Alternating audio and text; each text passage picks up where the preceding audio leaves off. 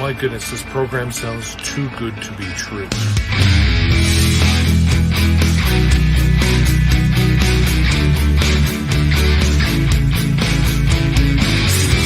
A cross-country program is giving military veterans information they need to start a second career online. It's a program aimed at helping veterans find employment in Canada's tech sector.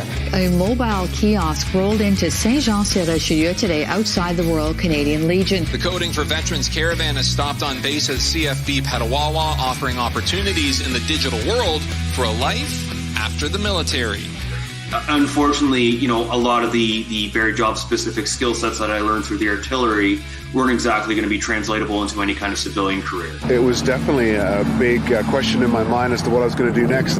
He was an intelligence officer in the Air Force and came across a team called Coding for Veterans. Through an immersive, online, self-paced learning program, gives those individuals the opportunity, the skills to work in software development or cybersecurity. My program is called the Cybersecurity Architect, which, to tell you the truth, sounds pretty good on a resume. I'm an IT service support technician with the municipality of Stratford-Caradoc. I think it would complement what I've done in my career as a military person. Things like attention to detail, leadership, teamwork, it actually aligns perfectly with the soft skills of the best and the brightest in the tech industry. The cybersecurity stuff for me was a great transition. They went from serving on the battlefield to now serving in cyberspace.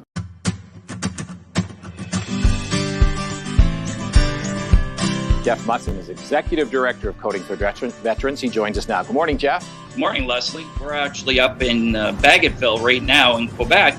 The not-for-profit is in its third year of bringing troops from deployment to employment.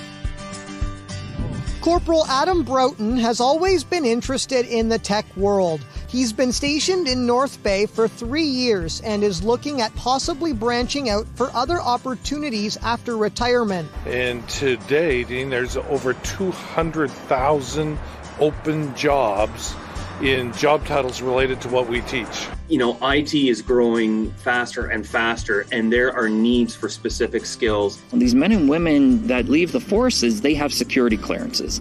And so those in the cybersecurity area that hire these individuals, that becomes an added bonus. We actually have students that are being hired in the civilian industries before they're even fully complete their training. We have a placement rate of 95% of people when they graduate from our program.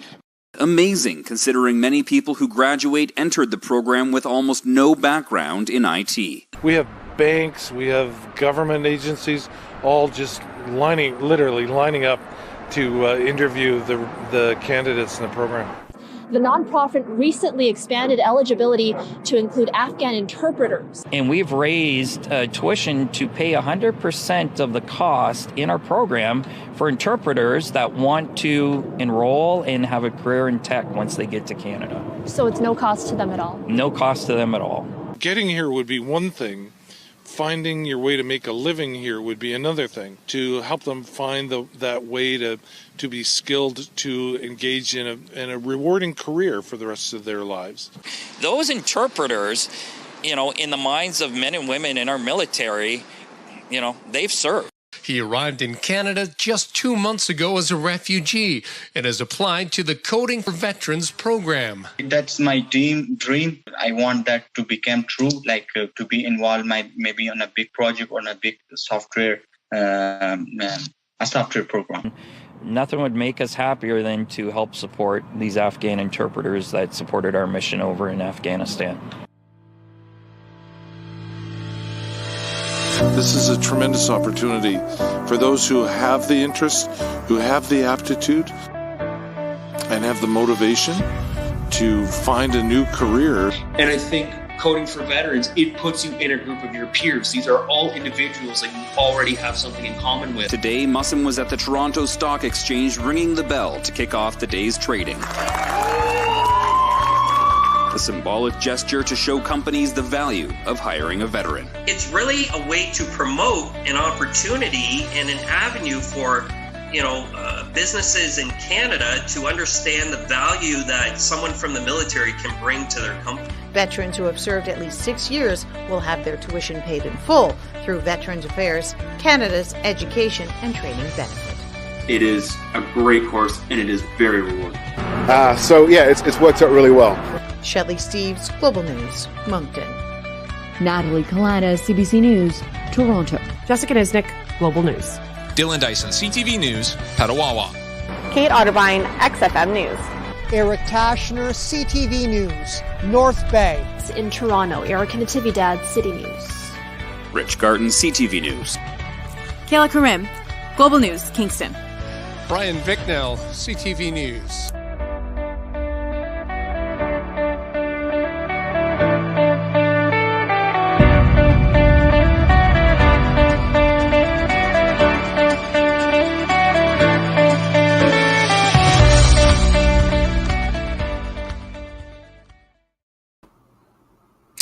Hello and welcome to the Transition Workshop 2022. My name is Alex Beatty and thank you for taking the time out of your day to join us. If you have any questions throughout the presentation, please comment on YouTube or Facebook and we will do our best to try to answer as many of your questions as possible. A recording of this event will be available on both accounts after the show. To kick things off, please welcome Jeff Muzzin, Executive Director of Coding for Veterans. Perfect. Thanks, Alex. I just want to welcome everyone here today. This is our second annual transition workshop. And what's really the focus of this workshop is providing transition advice from those that have, walked in your shoes before you. This is really an industry perspective. All of our speakers today have successfully transitioned from serving in the CAF to civilian occupations. And what's really great about it is that we have a diverse speaker list with different experiences that they will provide to audience members. And so what our hope is for this program is to really provide you some insights, some guidance, and also for those that are really looking at transitioning into the tech sector, our program provides a great pathway for that to occur. I can tell you jobs-wise, there's about 147,000 IT jobs that are available waiting to be filled in Canada. And so with us, in our partnership with the University of Ottawa, the program's delivered 100% online, both in software development and cyber security. We have an upcoming cohort starting this spring in May. So if you're interested in applying, we still have a handful of spots available. And you just go to our website, codingforveterans.com/apply. And so I really, hope you enjoy the next hour and a half, 2 hours. Feel free to write in comments. The speakers and our panelists will be more than happy to answer them. And so without any further ado, we have a special message from Minister Monty McNaughton, who's the Minister of Labour, Training and Skills Development for the province of Ontario. And Monty has a special message for our attendees today. Hi, everyone. It's an honor to speak to you today. Coding for Veterans does amazing work. You pay tribute to modern-day heroes, the people who defend our country and our freedoms. Not only that, you spread opportunity. You make it easier for our heroes to embark on civilian careers when they leave the Canadian Armed Forces, and easier for employers to find skilled, hardworking people with a wealth of experience, people who know how to deliver under the hardest conditions.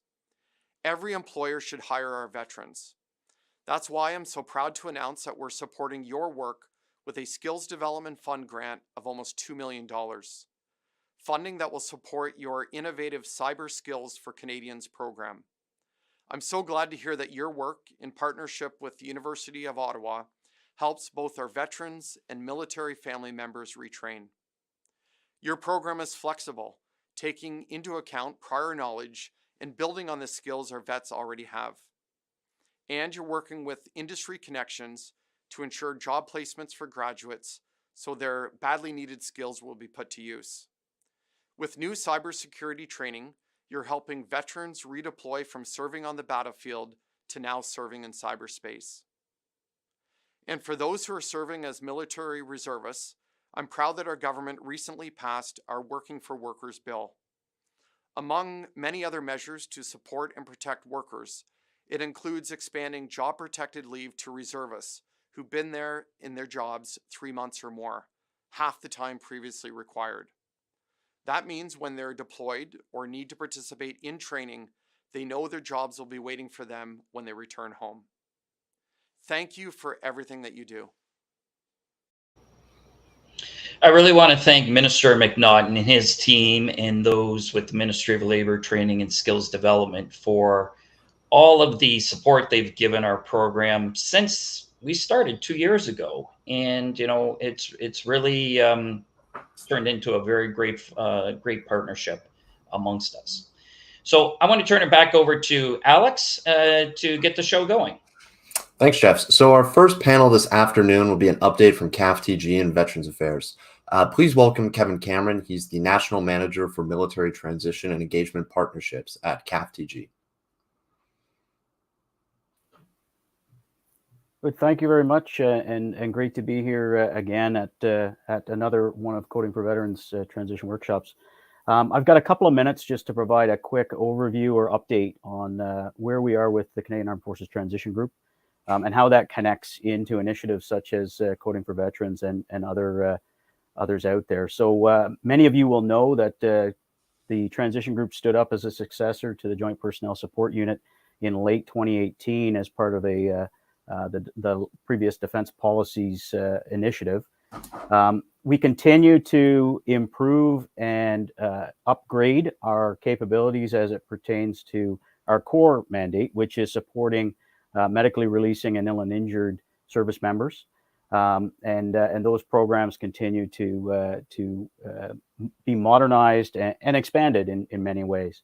You will also, or many of you may also know, that as part of the extension of the JPSU mandate into the transition group was the implementation of a deliberate military to civilian transition process for all transitioning members, regardless of release item, regardless of circumstance. And therefore, that is work in progress right now that I can just, I'm happy to provide a bit of an update on. Understanding that the full operational capability date of CAF Transition Group is slated for 2024. We continue and are in the midst of now rolling out the capability that puts in place a deliberate process that with the hiring of transition advisors at all the transition centers across the country and 2 fully operational transition centers, Borden and Petawawa right now, and currently rolling out to the rest of our 32 transition centers across Canada over the course of the next couple of years. The aim there will be to ensure that every member of the CAF, when the time comes, regardless of where they may be in their journey of military career, to transition from uniform into civilian life, or component transfer from the regular force to the reserve force, they are there to provide the support to them and their families to help them navigate and plan out a successful transition.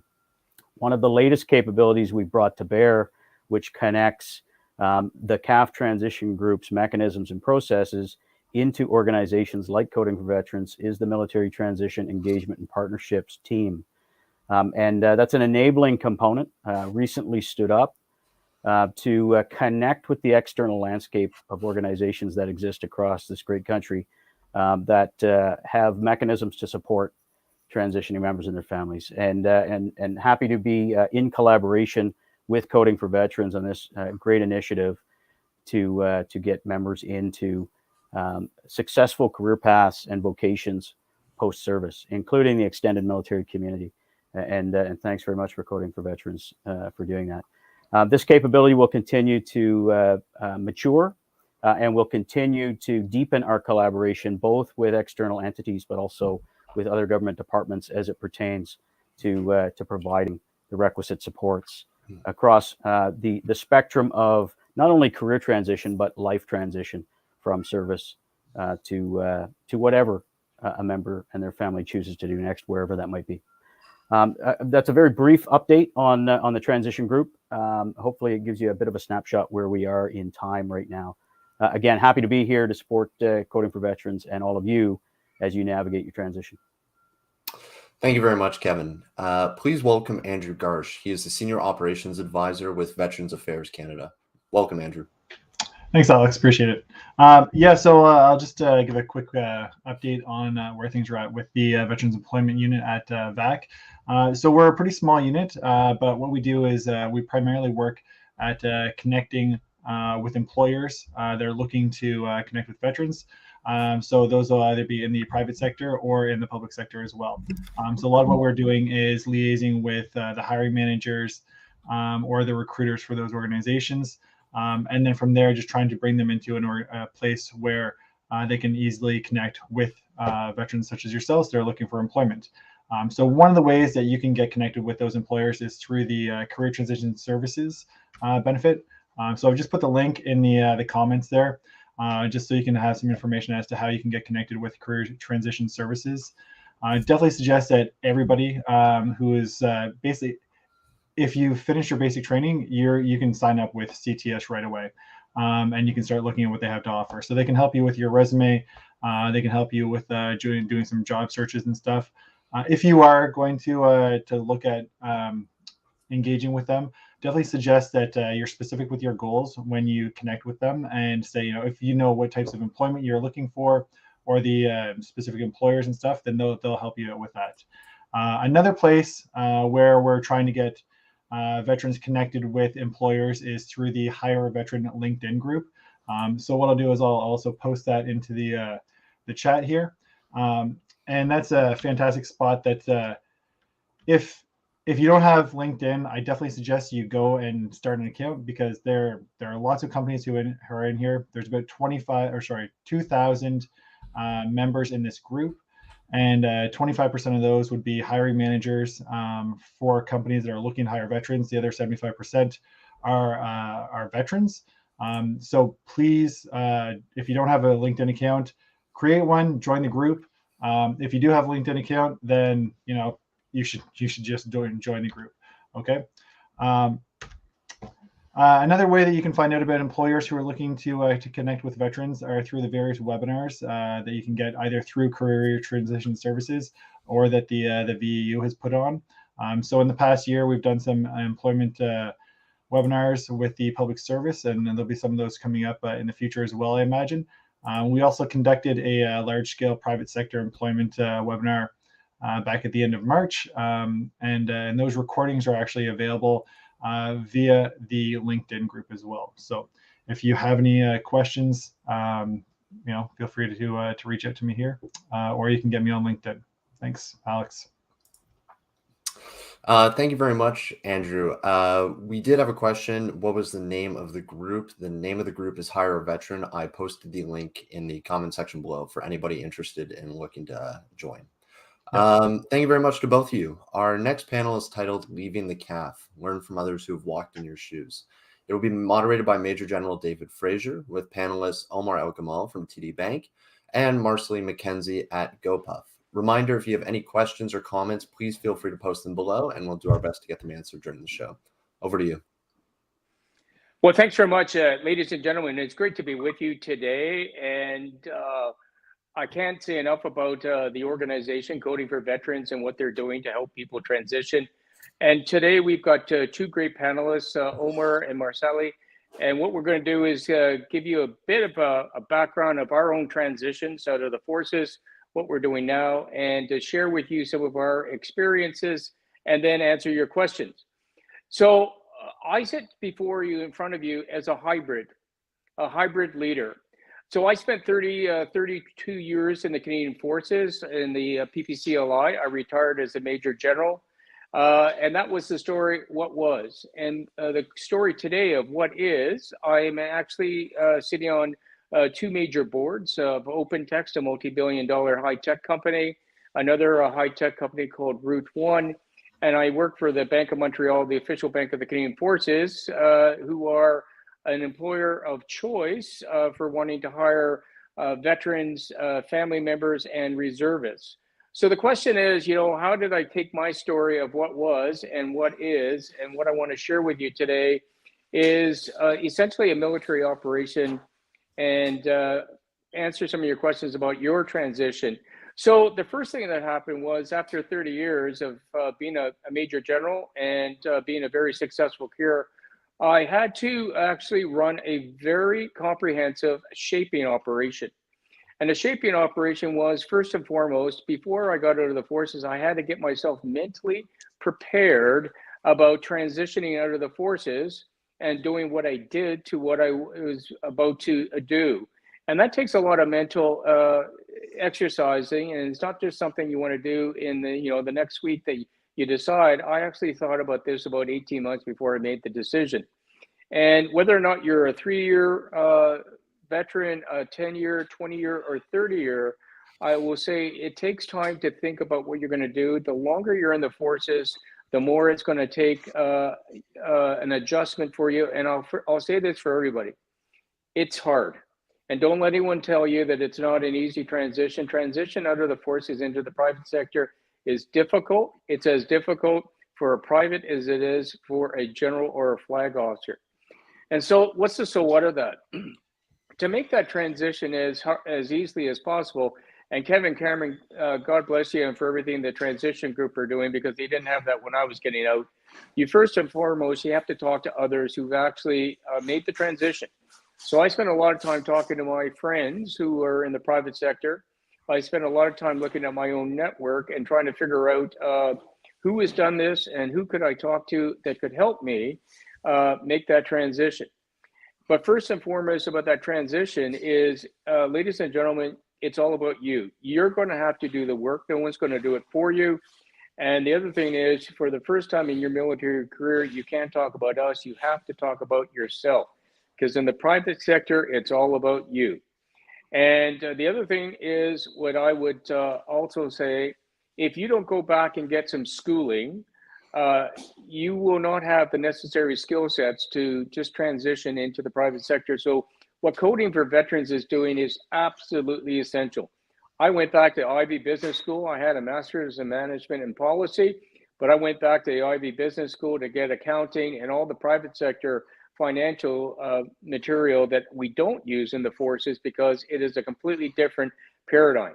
And that's the other thing that you want to think about when you're doing the transition, is that the paradigm is different, the language is different, and even though you may have an MBA, it's not the same. That being said, you do have the skill sets that the private sector is looking for, more so today than ever before, and that's leadership and experience that will you have that the private sector people don't have. I'm an infantry officer, and I work for the Bank of Montreal right now. Listen, ladies and gentlemen, I knew nothing about banking when I got out, but I knew an awful lot about leadership. I knew an awful lot about people, and the bank taught me all the technical skills necessary to be a banker. So as much as my regimental brethren will laugh at me, you will get the skill sets that you need for the private sector. What the private sector can't teach you is leadership and those experience. The other thing is, the paradigm in the private sector is completely different than the public sector. A couple of things that I will say to you that I've learned from experience. First of all, you got to talk about yourself and not about us. The private sector is interested in what you have done and what you can provide the company. The other thing is, in the military, you probably have experienced an awful lot of success. In the private sector, you will experience failure and rejection, because in the private sector, they change people like they change big pens. You are a resource, not so much an asset as you are in the forces. So don't be afraid of failure. Failure is just an experience of how to do another job differently. And you will go through what I call a number of private sector postings on different jobs, until after a couple of years, you find the one that you're really happy with. And I'm sitting here after 10 years in the private sector. I've been working for the Bank of Montreal for 6 years now. I love it. Great organization. I sit on a bunch of boards, but I've also got a bunch of experience working with startup companies, companies as a chief operating officer. But I also had to learn how to go through failure and rejection, which from a military point of view was something I wasn't used to. So it's just the way the private sector works because of competition and how things change. The other thing I would say is, leave your rank at the door. No one cares what you were when you're in the forces. They may still call you a general. They may still want to hear about the war stories. What they're interested in is what can you give me today and what can you give me tomorrow? And you have to prove yourself every day. And so what you did is important, but what you're going to do today and tomorrow is actually even more important. And you have to start rebuilding your credibility when you make the transition. The private sector doesn't know what the military does unless you actually transition into a defense company. I went into manufacturing and in finance. They don't understand what the military does. They do understand leadership. They do understand about taking care of people. That's what I actually brought. So ladies and gentlemen, that's my story. And right now I'm going to turn it over to Omar. He's going to share his story, and then we're going to hear from Marceli and then answer your questions. Omar, over to you. All right, thank you. Hello, everyone, and welcome. Thank you for joining us for this discussion. A little bit of background about myself. I joined the Canadian Armed Forces about 10 years ago. I transitioned from being an engineer officer to the civilian sector around 2019. During my military career wise, I was primarily a Class B reservist. So I worked a number of different Class B jobs at division, at the engineer school, at various units. But come 2019, I decided to take the step of transitioning to the civilian sector, the corporate world. One big takeaway that I did want to cover with that was it took a lot of effort and a lot of time. As was covered earlier, transitioning is actually very difficult. It might seem, like you're jumping into the deep end of a pool right away. There is no, waiters or anything to help you out. However, there are a lot of resources out there, and Coding for Veterans is one of them. Currently, I'm currently working with TD Bank. I've been with TD for the last 3 years. I've held a couple of positions at TD. Started off as a manager of business management and data and analytics. Following that, I transitioned to this program we're currently working on as a senior manager in intelligence as well as cloud migration, primarily working on the strategy and enablement of migrating our on-premises data and analytics platform to Microsoft Azure Cloud. This program itself is about $200 million. It's pretty big, has about 300 colleagues working on it. So it's fairly substantial. There are a lot of similarities between that and some of the other projects I did within my time in the CAF. Actually still currently serving in the CAF as a Class A soldier with 32 CER. Currently as a major, as an OC of one of the squadrons.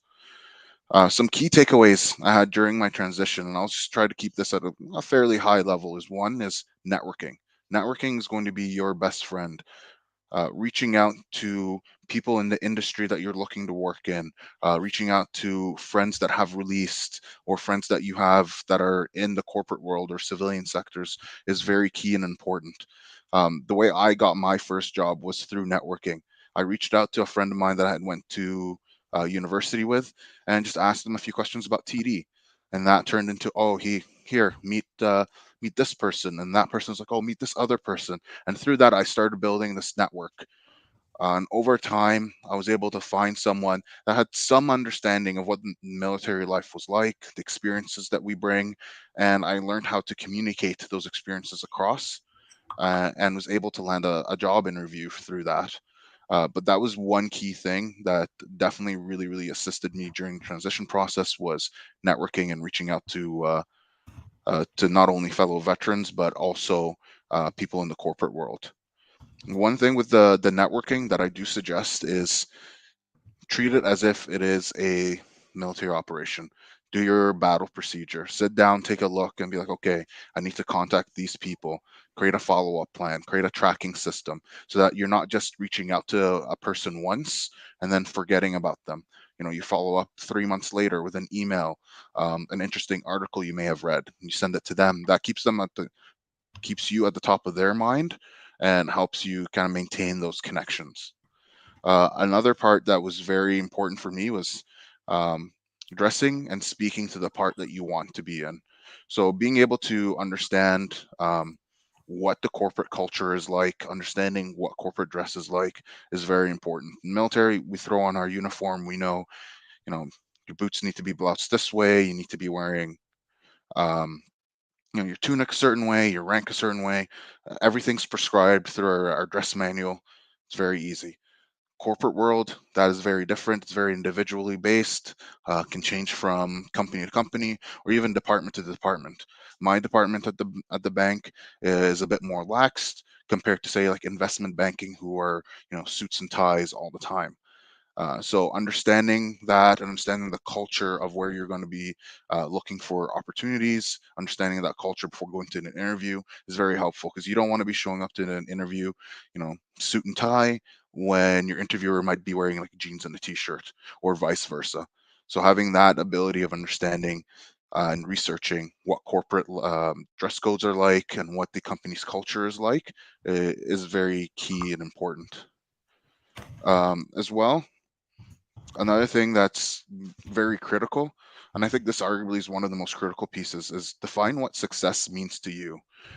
Don't compare yourself to peers. Don't compare yourself to people of the same age within the civilian sector, because that can be discouraging at times. Some people get lucky breaks and happen to advance very quickly or land a job very quickly. Others don't. So ultimately, it's what you define as success, what makes you ultimately happy, will help keep you on track and ensure that you have a smoother transition. And then finally, you are the product. You gotta remember that you are trying to sell yourself, your skills, to a potential employer or employer. As mentioned before, we all know we love to talk about we, the team, we did this, we did that. While that's important and shows that you're a team player, a lot of times we have to be a little bit selfish and talk about ourselves, talk about all the different things that we've accomplished, all different skills that we have, and be able to sell it, be able to give that elevator pitch to anyone that you might run into at a networking event in order to succeed. So I'll pause there and I'll hand it off back to you, David. Omar, that was outstanding. As I say, we haven't even compared notes, and your experience is outstanding. And unfortunately, you're one of my competitors in the banking industry. But we'll keep that as a friendly banter. But Marcelle, why don't we hear about your story? Hey guys, Marcy McKenzie. I'm privileged to be able to speak on this panel for a second year in a row. So I was a naval warfare officer for 14 years. So deployed on various operations before working at the strategic level for the Commander of the Royal Canadian Navy before moving over to the Embassy of Canada in Washington, D.C. So I think at a high level, what I wanted to talk about today was about my transition experience specifically, but I think steps that everyone can probably take in order to give them the best chance of success moving forward. So, for me, I'll be quite honest, and I'll reiterate what David said about, oh, sorry, I'm having some technical issues.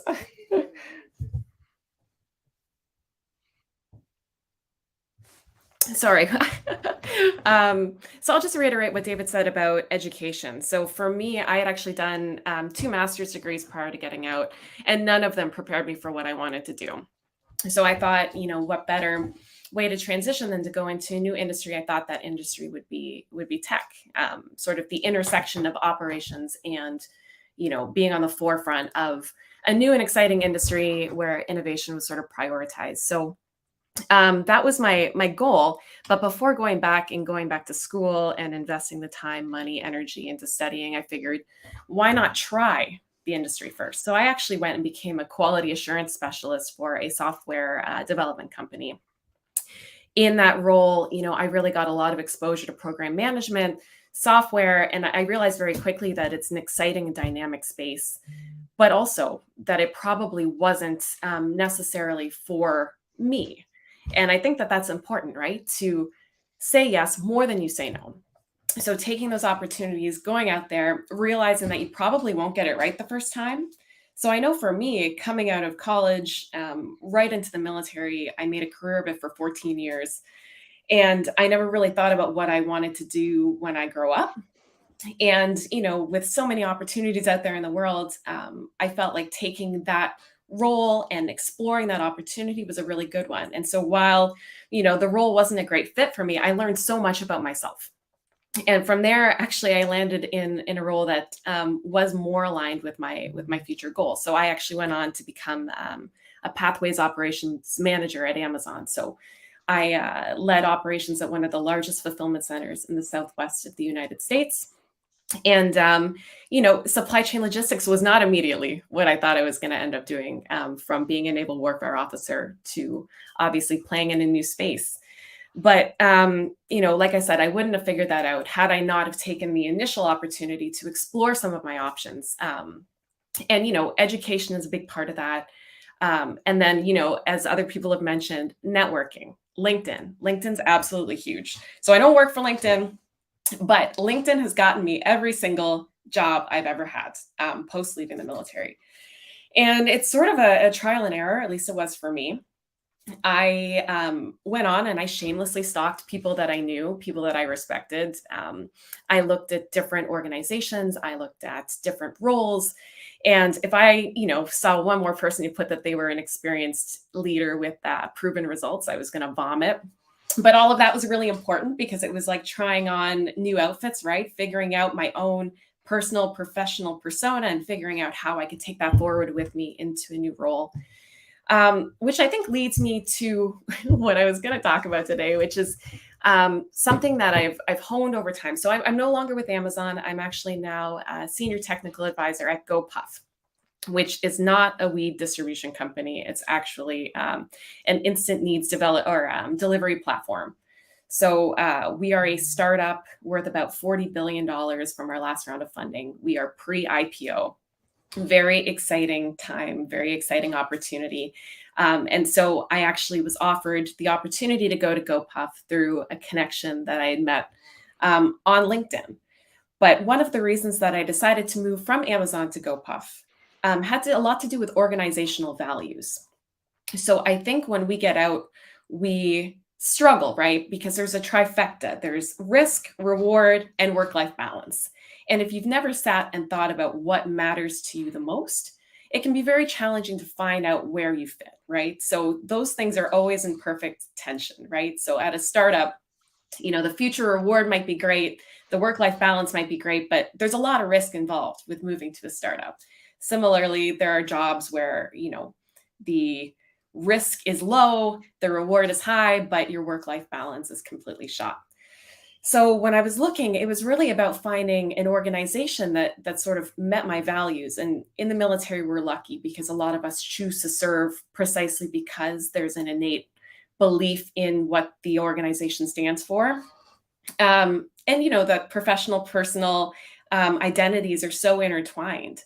And so I would just say, as you're looking to what you want to do next, I think it's important because there are different roles look different in a variety of organizations, right? So just because one role at one company doesn't match, doesn't mean that you can't find a similar role at another company where you do find that you're more aligned with those organizational values. So I was actually told, and I'll leave with this, there's an exercise that I advise people to do, which is, list out what you think your core values are, what you're looking for in a future job or a future organization.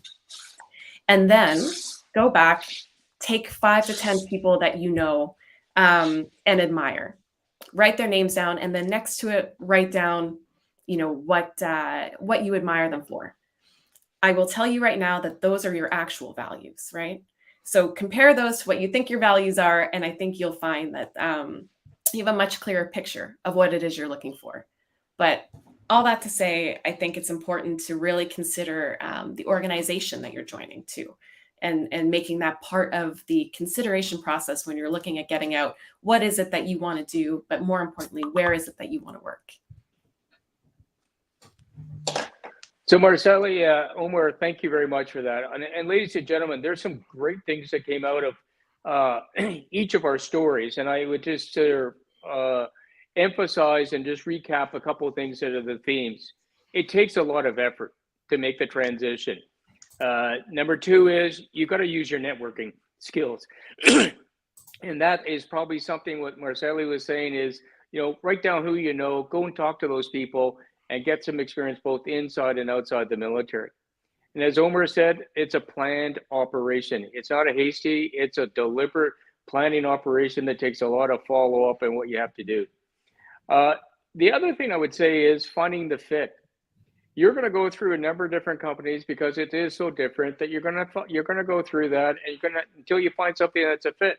And those companies that weren't a fit for you are outstanding because they teach you a whole bunch of examples of what works and what doesn't work.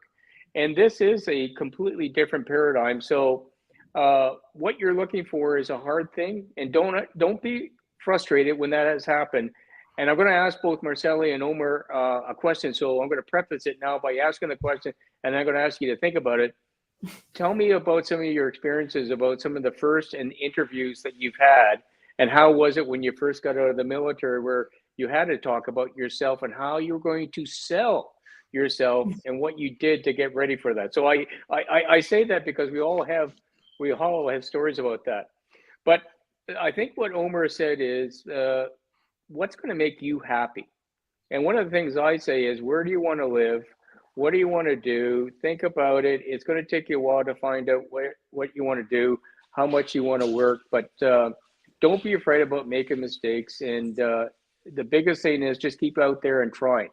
And trying is getting out there and doing interviews. So Marceli, tell me about one of your interviews and some of the things that the men and women listening to us are going to experience. Yeah, without embarrassing myself. You know what? I'm going to skip right to the Amazon interview process. So if no one has told you, the Amazon interview process is arguably one of the toughest interview cycles that you will ever do. So typically involves 5 to 6 1-hour-long interviews. Sometimes they'll do it panel format. But because we all like advice, and as you mentioned, it's an operation. This is what you can do to help yourself. They have something called the STAR method at Amazon, and I kind of like it. So when you're going through the stories, right, you got to think situation, task, action, result. If you can format your stories to fit that narrative, I'm telling you, life will be so much easier.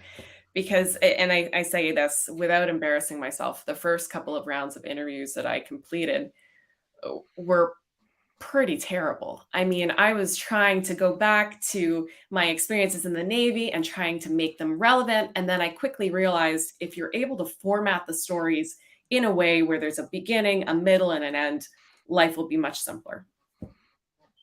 That's great. That's great. Omer, have you got a story? I do. Actually, my very first interview that I did was with BMO, and honestly, it was a complete train wreck. I was actually still in uniform. I was on course while doing the interview. Didn't think much of it. I was like, oh, maybe it'll be half hour. Did a little bit of prep, not too much. When I went in, the questions they asked, I wasn't prepared. I wasn't prepared with the stories or the STAR method as mentioned. So I was all over the place. I was trying to gather my thoughts, kind of walk through my resume, but that's not what they're trying to hear. They have your resume. They've read through it. They know, they've seen the experiences. They kind of want to understand the why and the how and what value you can bring to the institution. So with that in mind, it took me 1 or 2 interviews to kind of start warming up to the idea, and then having to actually go online and look up all these different interview techniques, how to improve my interview skills, understanding what recruiting managers or hiring managers are looking for, and preparing extensively for each of the interviews, having a deep understanding of what that company that you're interviewing with, what they do, what are their problems, what are their issues, and trying to pivot your experiences to showcase that you can help solve these issues. Absolutely. And okay, I'm going to embarrass myself. I mean, probably my first 3 or 4 interviews in the private sector wasn't a train wreck. It was like an engineer had blown up the bridge and blown up the abutments. There was nothing left. It was embarrassing. My IPB wasn't good enough. I had to even get more into not just talking about the platitudes and thinking like a senior officer. I had to get to what Marceli was talking about, was the beginning, the middle, the end, and it's all about outcomes. What is the action plan? What are the key performance indicators? What are the deliverables? And what are you able to achieve? and giving that company what it's looking for, and talking about that in terms of what do you actually bring that, I'm a dime a dozen out in the private sector. And again, the more interviews I did, the first thing was just being absolutely embarrassed that I had failed. But actually, I actually didn't fail. I had learned. I was learning how to make a value proposition and to be more competitive. And it takes time and it takes practice. It's not something that, we do a lot of in the military. And I think that's one of the things that, going back to what you've heard today is the more you talk to your network and talking to your friends, practice an interview with people who have done it before. Okay, before you go out there, and don't be afraid to stumble.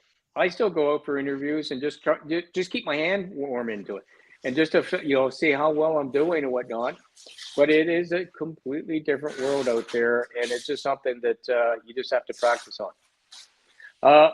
So let me just stop there and find out, does anyone have any questions coming out of the audience here, or anything else that maybe Marcelo, you want to add? Yeah, I guess I would just leave it with the most important takeaway, like I said, and like Omar and the general said, get your LinkedIn together. Start your networking early. But most importantly, when you're reaching out to folks, informational interviews are your friend. Try not to reach out after you've applied for a job with your hat in hand. It's just never really a good look. Allow people to help and guide you and provide you, the necessary context to be successful, right? Be very deliberate about the conversations that you have when you're networking. Just, like I said, leverage your network, put yourself out there. But really, I think there's a lot of benefit to just casual conversations where, yes, you have an agenda of topics that you want to talk about, but you're not trying to lead the conversation necessarily to a job offer, right? So building those connections, fostering those connections, asking, what can I do for you? What can I bring to assist you? And then, like I said, just maintaining those relationships and really getting a better sense of what it is you might want to do, where it is you might fit. And you'd be surprised. Very often people will come to you with opportunities that they think you might be well suited for, right? So that's what I would say, is just keep connected, keep engaging, not just when you need something, but make it a persistent effort. Yeah, I'm gonna jump in to say, I had to learn how to talk again, because government talk is very gobbledygook, and you don't get to the point. You got to get to the point quickly. You got to get to what the company is looking for in the way of they talk about margins, they talk about deliverables, and things happen very, very quickly in the private sector. So I had to learn how to talk. The other thing too was my social media presence. We talked about LinkedIn. You must have LinkedIn. But you also have to watch what you say and do on Twitter, what you say and do on Facebook, because they check everything about you. And your brand is what is going to sell you, and it will follow you around for a very, very long time. So be careful of what you do and say in the public space, because it will come back either in a positive or negative way. Omar, you're going to say something? Yeah. So to echo what both of you said was, it's extremely important to be careful on social media as what you post, but also building out your LinkedIn, especially being in the technology space, which I think most people joining us are intending to go into. If you have a very solid LinkedIn, you will get 5, 10, 15 recruiters in your inbox on a regular basis. Like there's a shortage worldwide when it comes to developers, cybersecurity specialists. So that's something to keep in mind with building out your LinkedIn, but also the networking aspect. I'll give you an example. For the last 3 or 4 roles that I hired for, we had on average about 1,500 applicants. Of those 1,500 applicants, we usually dwindle them down to about 50. And probably from those 50, 20 or so are from people that, through connections or have been recommended to us. So that's a huge step for you to take. Just even having those connections out there is hugely important, because now, like for example, if I know someone that's hiring for a role, and I know, Mr. Bloggins is a great fit for that role, I'll reach out to them like, hey, there's this role that that's being hired for. I think you should apply for this. If you need a recommendation, I'm happy to recommend.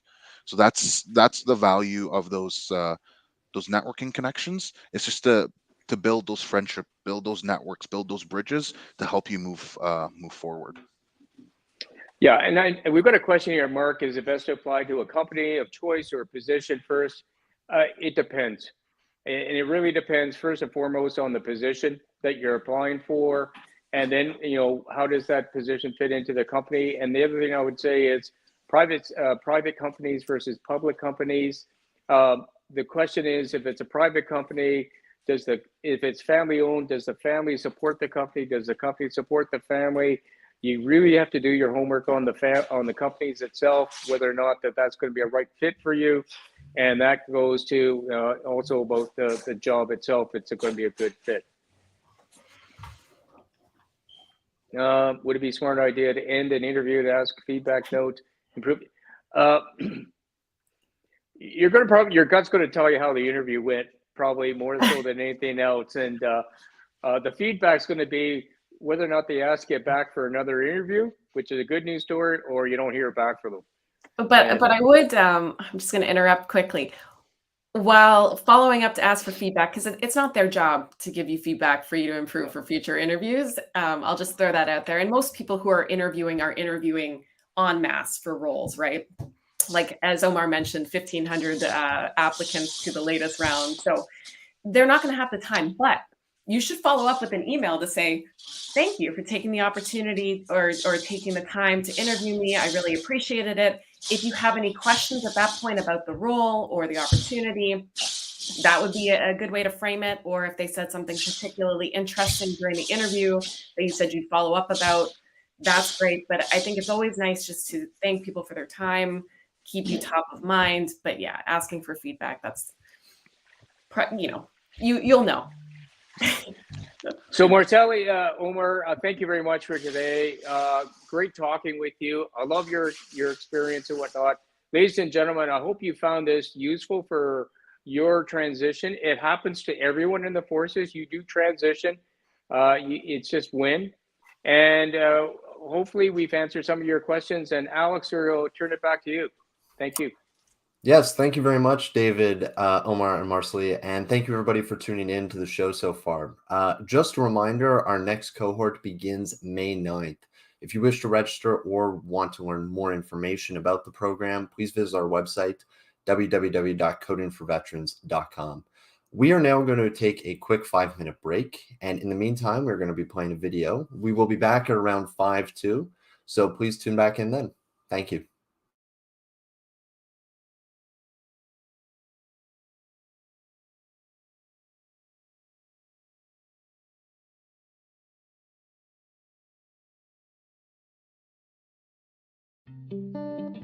I was 13 when I first got access to a computer. My parents bought me a Macintosh in 1984 when I was 8 years old. I was in 6th grade. I learned to code in college. Freshman year, first semester, intro to computer science. I wrote a program to play tic-tac-toe. I think it was pretty humble beginnings. I think the first program I wrote asked things like, what's your favorite color?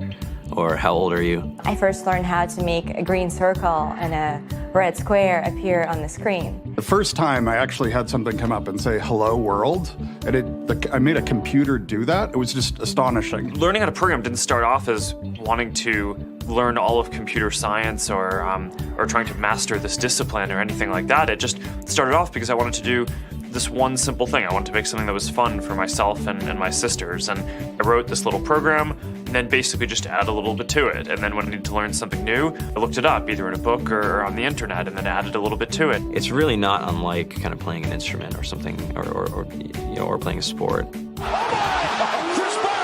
It starts out being very intimidating, but you kind of get the hang of it over time. Coding is something that can be learned, and I know it can be intimidating. A lot of things are intimidating, but what isn't? A lot of the coding that people do is actually fairly simple. It's It's more about the process of breaking down problems than, sort of coming up with complicated algorithms as people traditionally think about it. You don't have to be a genius to know how to code. You need to be determined. Addition, subtraction, that's about it. You should probably know your multiplication tables. You don't have to be a genius to code. Do you have to be a genius to read? Even if you want to become a race car driver or play baseball or build a house, all of these things have been turned upside down by software. What it is, computers are everywhere. You want to work in agriculture? Do you want to work in entertainment? Do you want to work in manufacturing? It's just all over.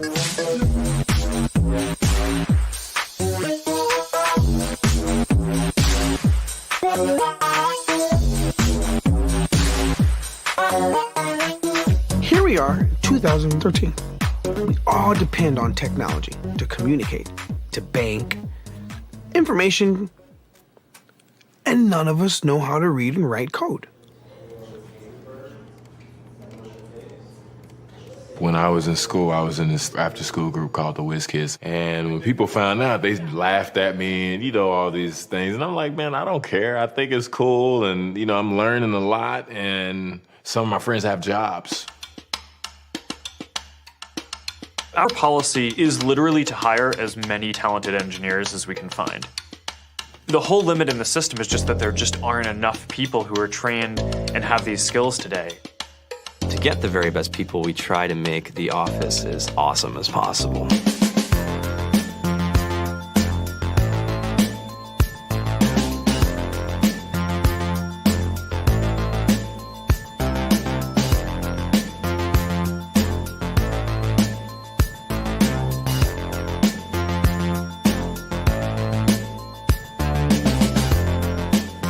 We have a fantastic chef, Free food, breakfast, lunch, and dinner.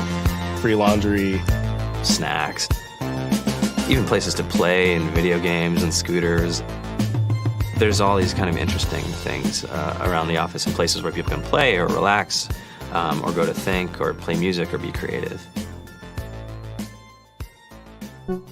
Whether you're trying to make a lot of money or whether you just want to change the world, computer programming is an incredibly empowering skill to learn. I think if someone had told me that software is really about humanity, that it's really about helping people by using computer technology, it would have changed my outlook a lot earlier. To be able to actually come up with an idea and then see it in your hands and then be able to press a button and have it be in millions of people's hands. I think we're the first generation in the world that's really ever had that kind of experience.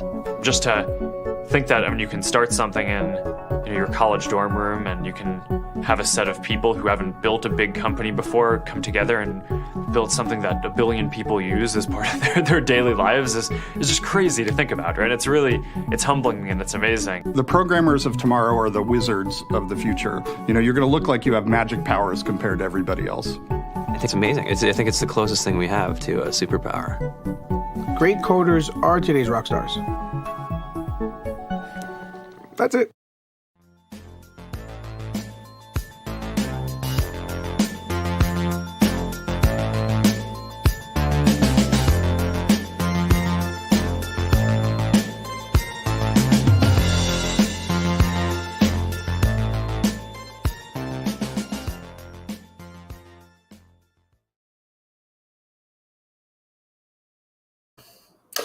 Welcome back, everyone. Our next panel is called Retraining to be Prepared for Today's Economy, Why Cyber? Moderated by Jackie Gervais from Salesforce, with panelists Anne Chantal Soucy from the University of Ottawa and Stu Wolf from Cisco. Hello, everybody. Good afternoon. Hi, Stu. Hi, Anne Chantal. Hey. So the way that we'll run this panel this afternoon is I'm going to ask an icebreaker question just to engage with this wonderful crowd that's here today. And then I'm going to tell my story and tell you a little bit about Salesforce and retraining and some thoughts. And then we'll flip to Stu for his experience from Cisco and really working in the cyber world. And then Anne Chantal is our representative from the University of Ottawa, who can tell you all about the amazing training programs that are available for adult learners such as yourself. Now, I've been following the chat from the previous panel, and I know that there's a lot of talk about just a perspective from an NCM. And I think that's so important. We've had a lot of wonderful officers on the panel, but what we really want to get out to you folks today is that our successes have had nothing to do with having a degree. They've had to do with raw talent, and they've had to do with our micro certifications that we've done to retrain. When I asked you in Enchantel in our dry run, what we wanted to leave you with today is just a story of hope and inspiration and of perseverance. And we want you to get excited for what's possible for you. I think when we leave the military, we're so sad. We're leaving all that we know. Perhaps we're disgruntled. We've had various experiences. There's so much unknown. But I'd like to put out there, but perhaps there's a life out there that's way better than you ever imagined, with more money that you ever thought that you're ever going to make, with new types of camaraderie and teamwork, and a lot of great possibilities to live where you want and work remotely. So with that said, in the chat, I want to know, have you ever broken a bone? Okay, have you ever broken a bone? Tell us your story. And I'll tell you why once you answer the question.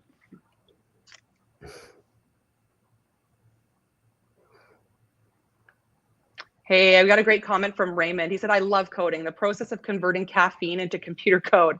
I am self-employed in the drone space and it is cool AF. I learned G-code in the Navy and was hooked ever since. Awesome, thanks for sharing that. Okay, Cameron, he's got multiple broken bones, leg, nose, knee, multiple from Jamie. Broke both legs in training, poor Dan. Sorry that happened to you, my friend. No broken bones there. Jumping on my bed at 5 years old. Got hit by a car and had my tailbone, mentalis broken. Oh, you poor thing, Sarah. I'm so sorry to hear that happened to you. Both knees, of course. I'm sure all of us as military people have had tons of injuries over the year. So the reason why I asked this question is because I'd like to draw a parallel from breaking a bone and transition. So it hurts, be a little hurt. It hurts sometimes. You have to make sacrifices. If you have broken legs, you're on crutches for 6 weeks. It's so sore. Your armpits hurt. It's a little rough. You know, you have to wear a cast. Maybe you're finger typing with your left hand because your right hand can't be used. You have to make sacrifices.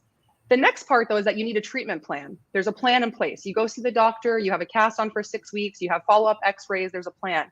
The other piece to it is that you have support. Perhaps you have physio. Perhaps you do acupuncture. Perhaps you go to osteo or chiro, whatever it is to get you back in place. You don't do it all by yourself.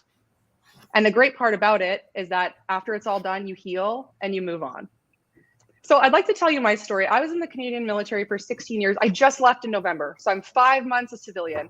And I have to tell you, I love wearing my jewelry and my nail polish and my makeup and just being myself. I know the policies in the military are changing in the near future, but I'm having a lot of fun being a civilian. I also just want to tell you that I've had a couple dark nights of the soul. I didn't leave the military because I was unhappy. I had a beautiful career and I was really happy as a PSO. I spent most of my time in Petawawa. Throw in the chat if anyone has some 2 Brigade experience or knows the hardship of living in the Ottawa Valley. Anyway, I wasn't unhappy, but I was 16 years in. So I thought, I need to think about an exit strategy. I'm 9 years to my pension. What am I going to do next? I have a disabled child, so it was really becoming clear to me that moving around for the rest of our lives wasn't going to be good for my family and for my little girl. So I had to start making some other plans for myself. So I went and got certified as an executive coach. And I know that doesn't have anything to do with the tech space, but I want to map on to the fact that a micro certification can lead to really great things.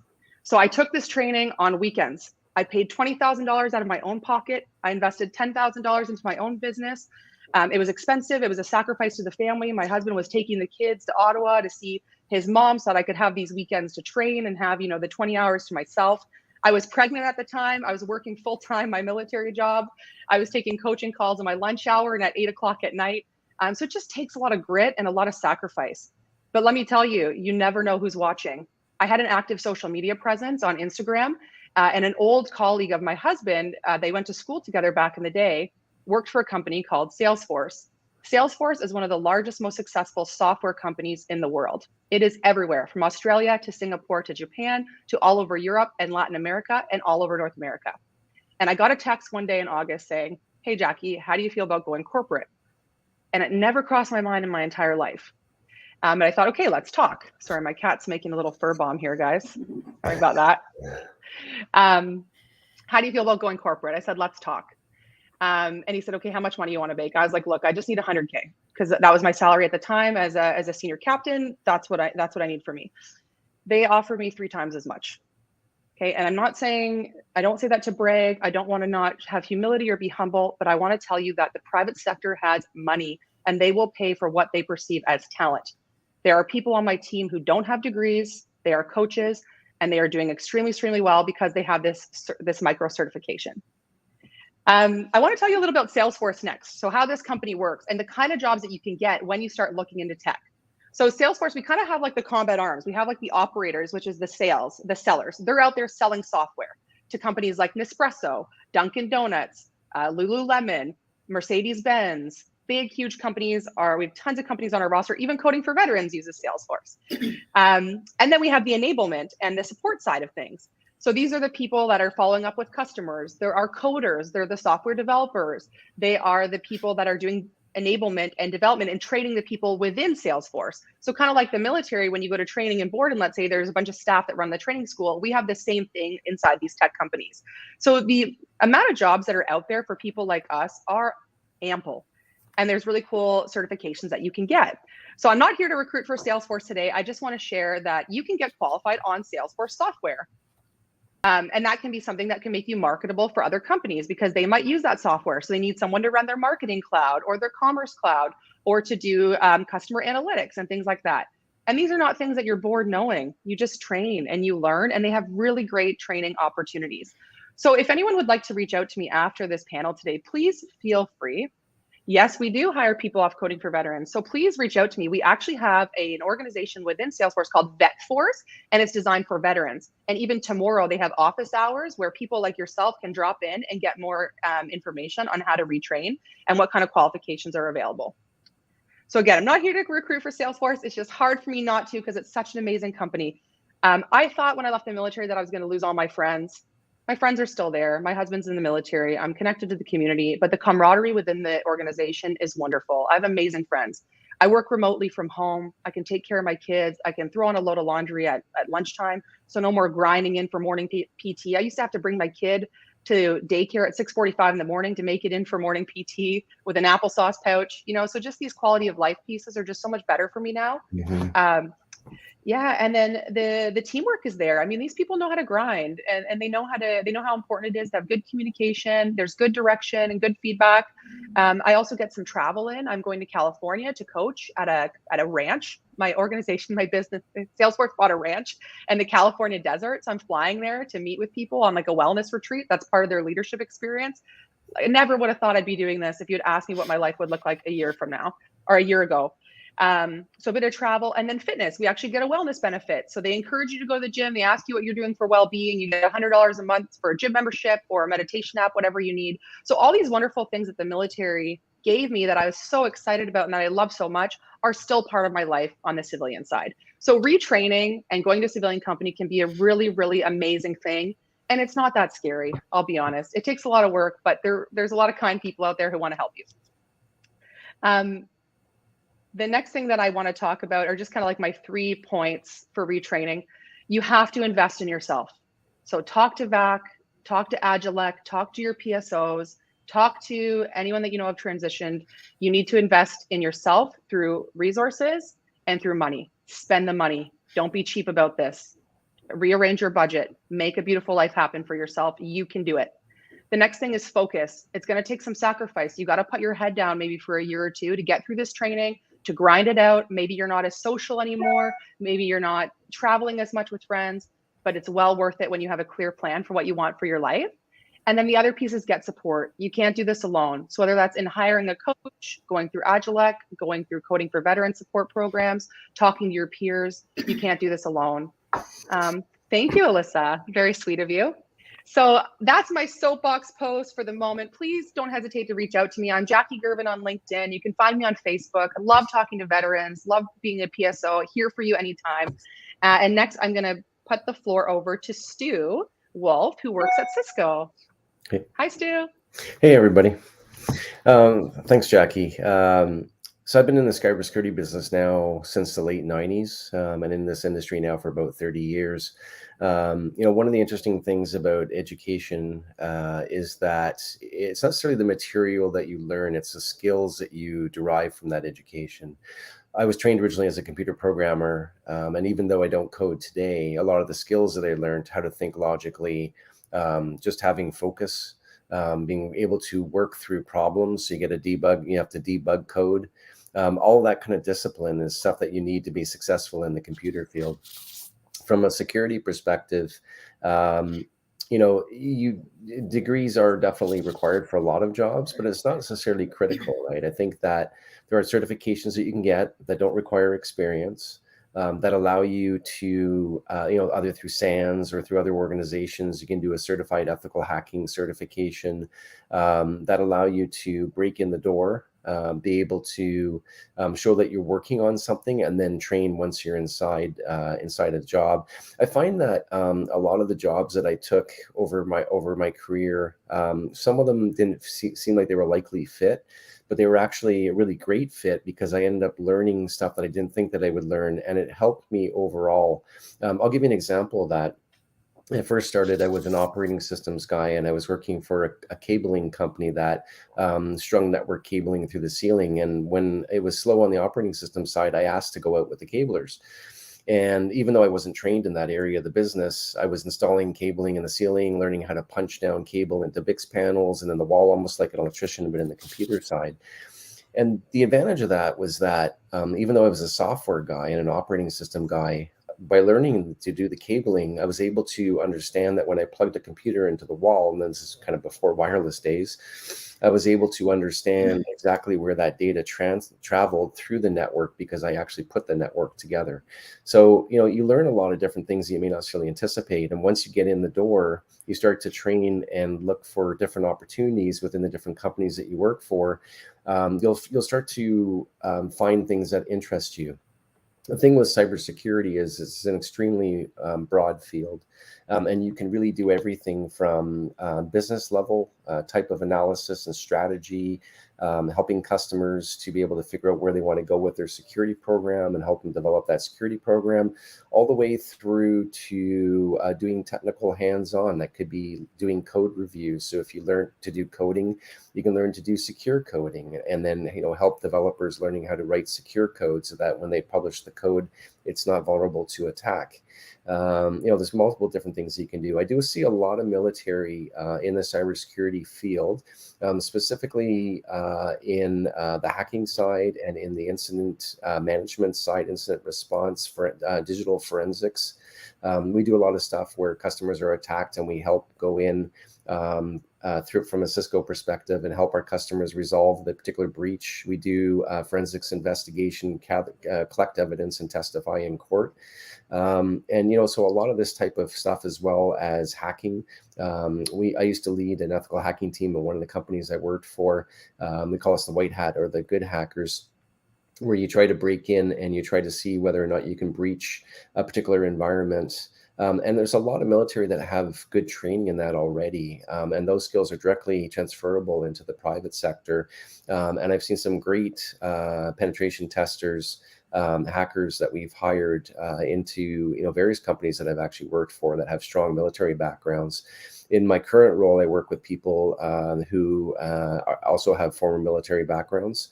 They're veterans that do everything from pre-sales, so they're subject matter experts in security, helping the sales guys when they go out and speak to customers. And that can be everything from our consulting services all the way through to what we call managed security services. And I've seen others that work in project management roles, as well as multiple different facets. But yeah, the field of this security industry is a really good area to get into. It's they call us the field of the professionally paranoid, but there's a huge demand out there right now for cybersecurity professionals on a global basis, and typically security people tend to make somewhere around 25 to 30% more than IT people, just because of supply and demand. There's probably about a 3 million people shortage right now in cybersecurity globally. I think around 300,000 in the US and around 8,000 in Canada, but that's those numbers are approximate, and of course they're increasing all the time.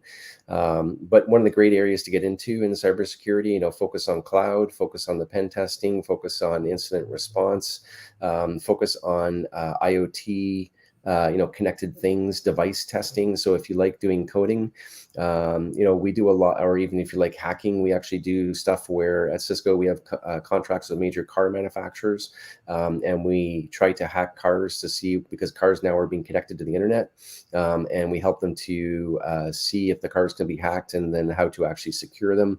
So a lot of really neat things that you can do, and a lot of these courses you can teach to yourself. You can pay for the certifications. I'll give you an example. When I first started in the field, I did my certified network engineer designation from a company called Novell, which is no longer around. But at the time, the designation was really a really hot designation. I went out and I paid for the courses myself. I self-taught myself, set up a lab in my basement. It normally takes a year to complete the courses, and I finished it in 2.5 months. I studied everything from the book, and then I wrote the exams. Now, granted, once I got my certification, I was really, what they call a paper-based CNE, or, somebody that understood the material from a textbook and didn't have the hands-on experience. But I was able to get myself in the door and then start learning, right? And, that's really key, right? It's the skills and be able to read technical material that allowed me then to be able to learn other things. The final thing I'll say is that, the technology field, don't be afraid of it. People always say that, technology changes so much. I would say that technology really doesn't change that much. I would say that in my 30-year career, I say that we do old things in new ways, but we don't always do new things, right? So you can take a lot of what you learned before and then apply it and reapply it to learn new things. As long as you're technical, there's so many different things that you can learn and do in this field. Awesome. Thank you, Stu. Before we move on to Enchantel, can you tell me what are the micro qualifications that you possess that have led you to success in your job? Sure. Yeah. So I do have formal education, 7 years of post-secondary university and 2 community college diplomas, but I also did my certified network engineer designation that I mentioned a long time ago. But in the security field specifically, I have a CSSP, which is, probably the most common security designation. You do need 5 years of experience as well, but you can get your CSSP and sort of hold it in a member of good standing until you actually get your experience. There are other certifications I did mention, though, that you can get without having the experience requirement through SANS and other organizations, certified ethical hacking CH certification, for example. I also have through the ASACA organization, 2 certifications. One's called a CISM, which is a certified information security management. So if you want to be a security manager, it teaches you about the different elements of security and how to actually create a security program, how to run a security organization. And then I also have a CISA, which is a really great certification, actually. It's an IT audit certification, but security is a portion of that. I used to teach the security piece of the CISA designation. And what it taught me was to have a risk mindset, because security is all about the protection of data and managing your risk. So a pure secure environment is shutting everything down, turning all the systems off and walking away. But the problem is you can't do business if you do that. You have no computers, you can't do anything. So as you start to turn these systems back on, these computers back on, you start to introduce risk. You introduce the possibility that stuff could be hacked and attacked.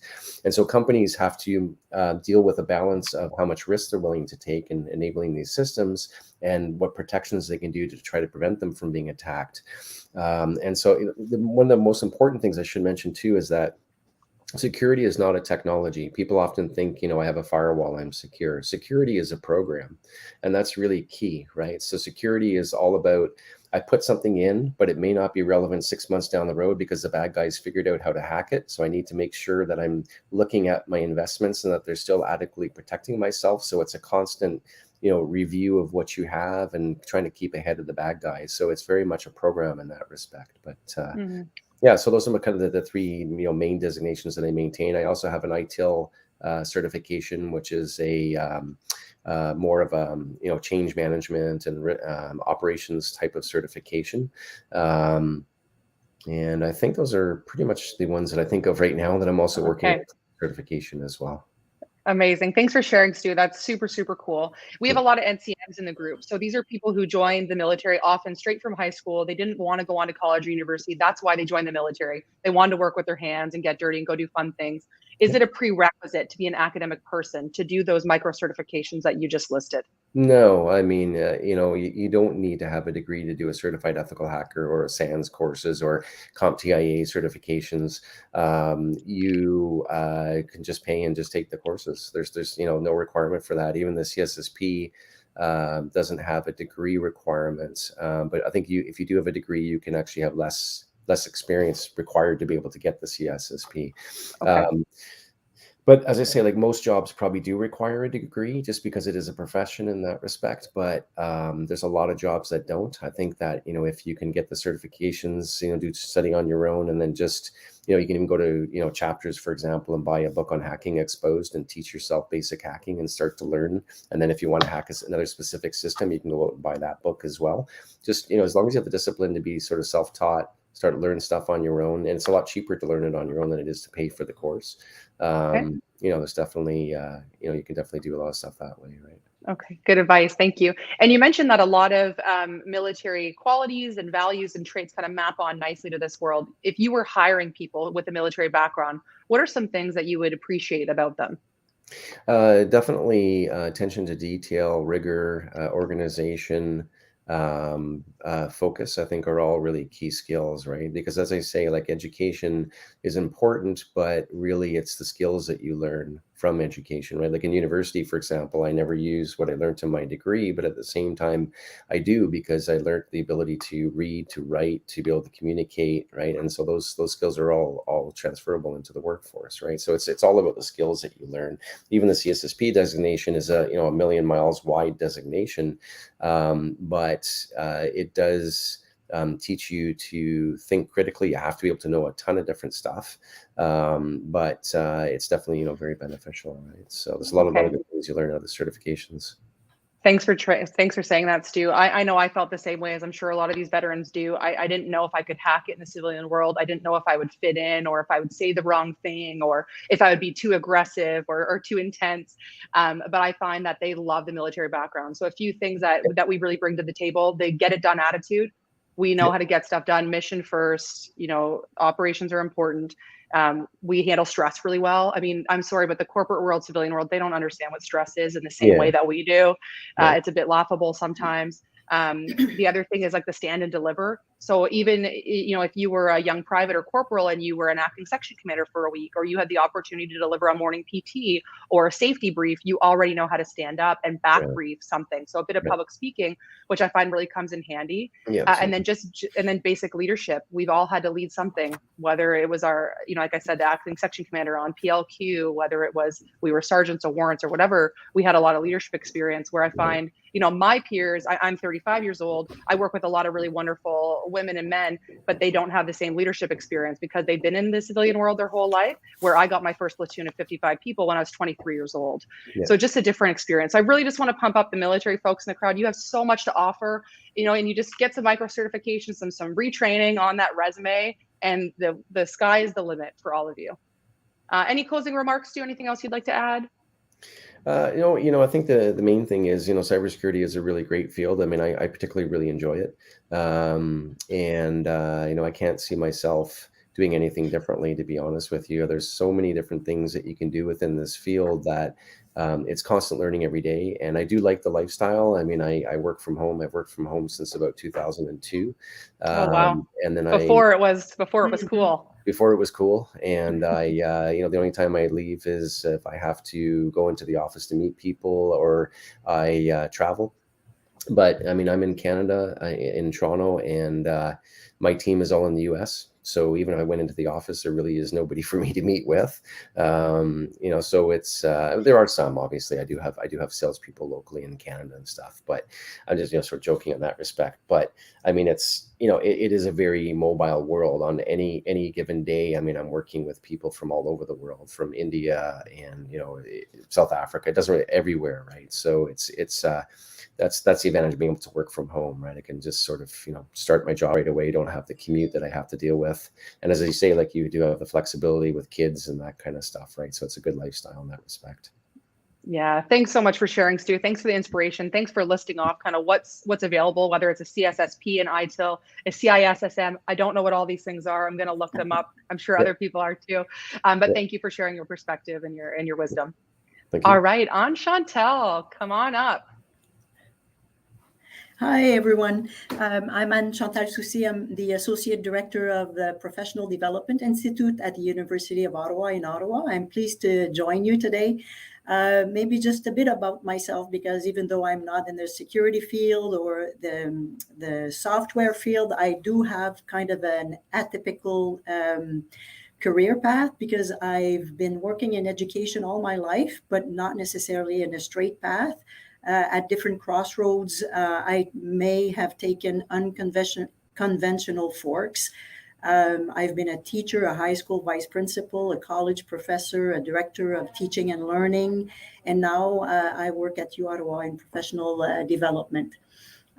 So I've touched at the 3 levels of education: high school, college, university. And I've been guided through all my life by this principle that the status quo is not acceptable. I'm a big proponent of lifelong learning, and that's why I joined PDI at Ottawa U.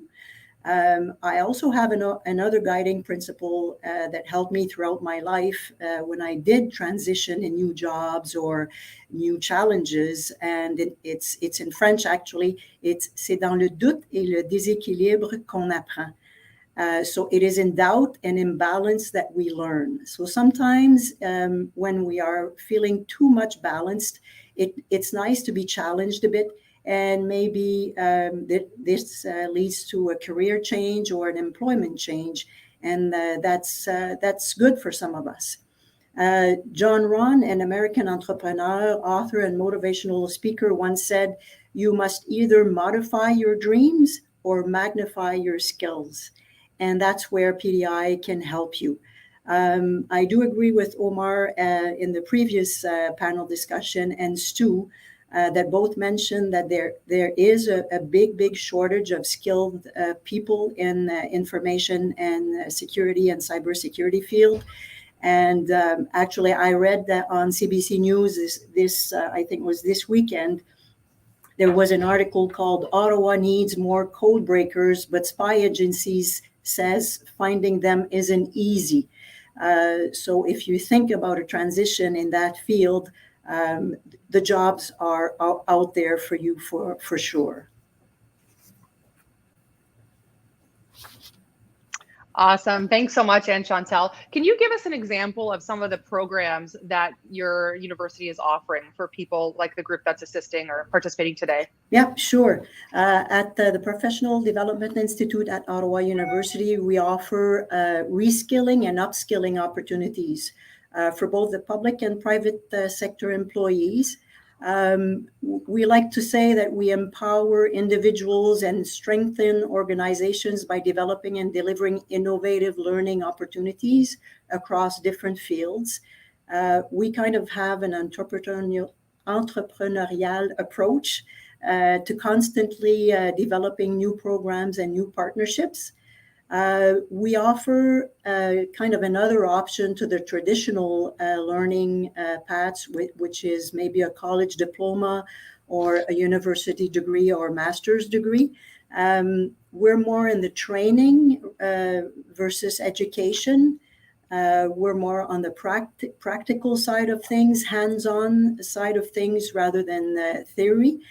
So that's good for a lot of us, actually. And all our courses are taught by content experts, and we have a variety of fields. We were talking about generic skills a bit earlier, about networking, resiliency, how to make a good presentation, selling ideas successfully.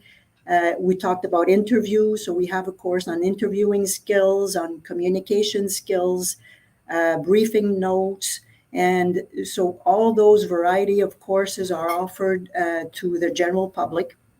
We also offer programs, and those are short programs, not 3-4 year programs, but more like 30 hours or 100 hours programs in different fields. It goes from health and wellness in the workplace to financial intelligence specialist to business process improvement. We have a very popular program in project management that can be an add-on to any other field. And of course, we have national security and cyber security field. And we do that through either our own development of courses and programs, or we partner with internally at Ottawa U with different faculties, like the Faculty of Engineering, or we have outside partnerships like the one we have with C4V. So we do partner with C4V, who offers different programs: security software developer, cybersecurity network associate, cybersecurity architect, which are about 600-hour programs that people go through us. They're vetted by C4V, and then they get a co-branded certificate at the end by C4V and Ottawa U.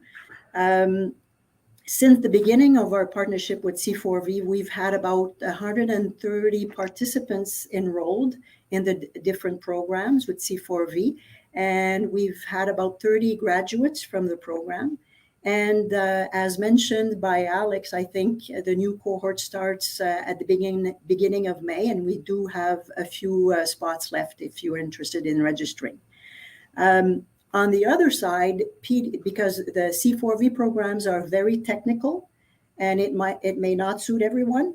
So complementary to that, at PDI, we offer Information and Cybersecurity Management Advanced Certificate, which is a kind of a unique program that combines information and cybersecurity technical skills with communication and management and leadership skills. And that's about 100 hours to do the whole certificate. So we offer kind of the opportunity to the non-technical person to be able to understand the technical language and all the implications in information and the security field.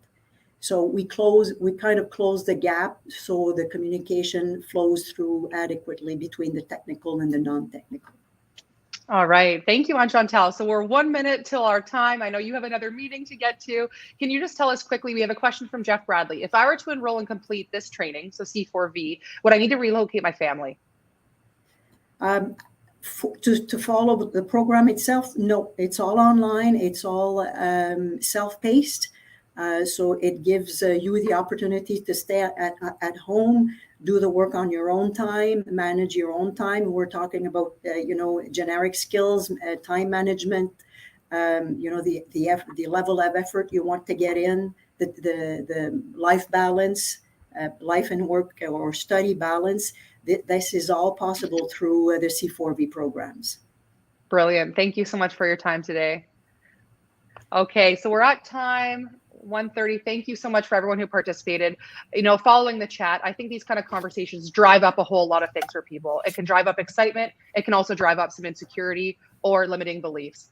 So my invitation to you as a life coach is to really lean into those feelings and see what's coming up for you. Whether you feel like you wouldn't fit in, whether you feel like you're not smart enough, if you feel like school isn't for you, it is normal and you are human, but it is important to get some support, because truly the sky is the limit for what you can get.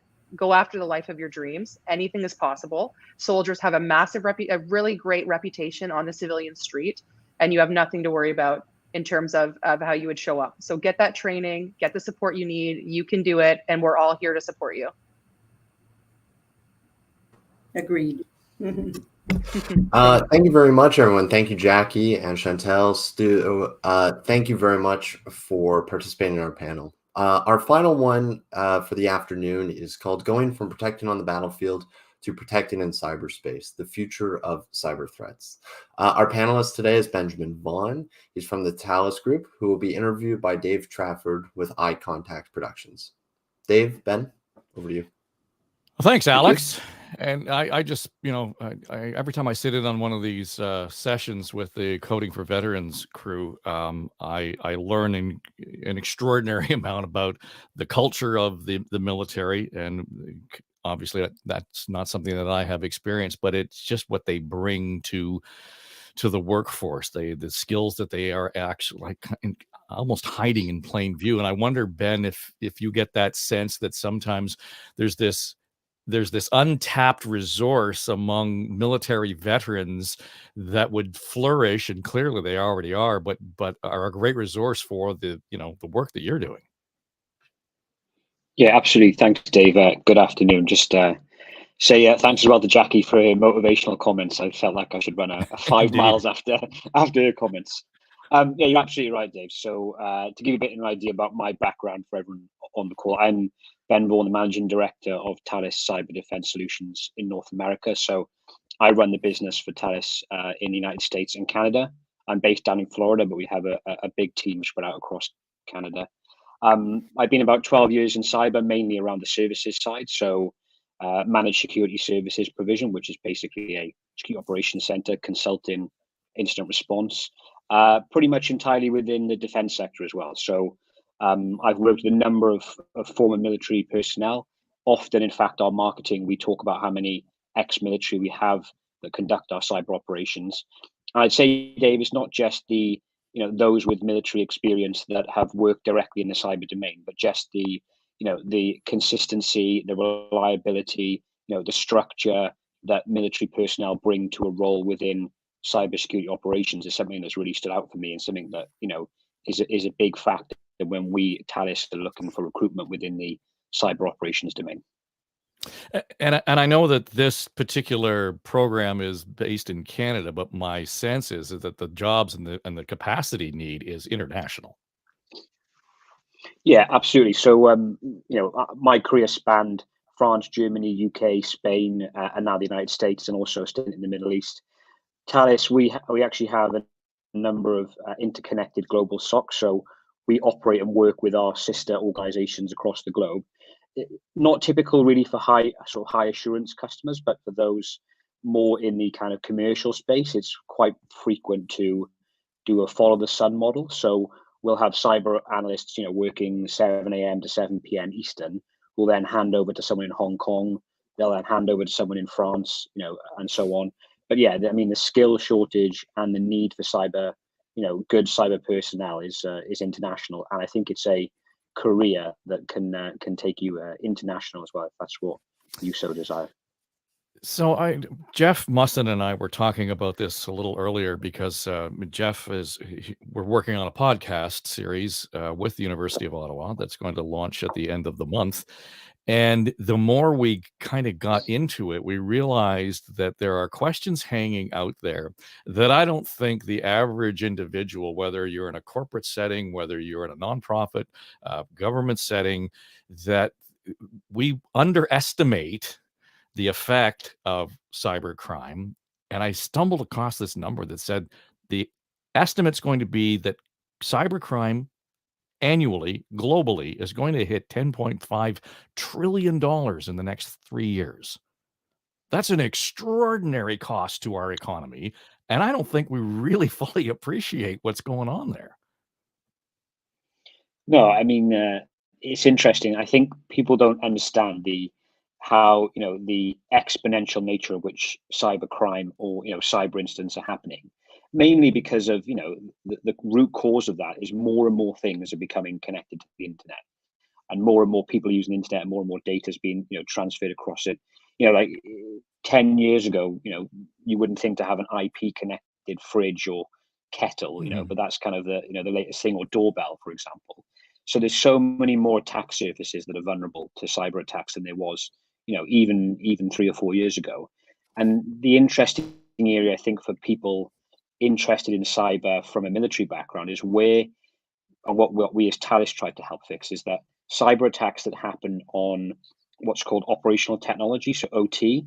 This is where the cyber attack happens not in the standard IT domain, so not like involving your laptop or your mobile phone, but actually looking at the systems that control physical outputs, like excuse me, oil and gas pipelines. You have them on board naval vessels, for example, and those things. It's a bit sort of James Bond-esque, but those things can now be hacked and potentially controlled, and that's another form of potential ransom. So I mean, the impact is big financially already, but we're seeing more and more impact from from attacks on industrial systems and operational systems that stop businesses and organizations doing the key function which they're designed to do.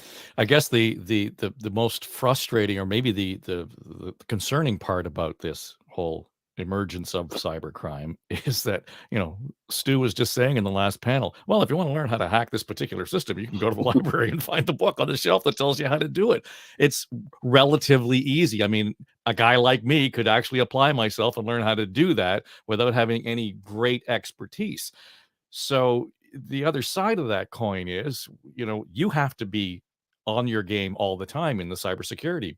I only have to kind of maybe fumble into something once to really screw things up.